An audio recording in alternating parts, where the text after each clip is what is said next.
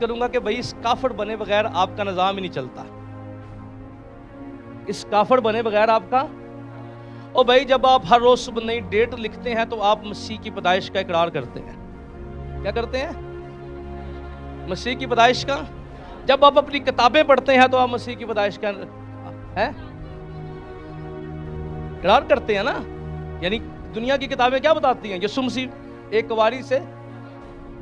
تو پھر کافر تو پھر آپ کا کیلنڈر کافر ہو گیا ہے، آپ کی کتابیں کافر ہو گئیں.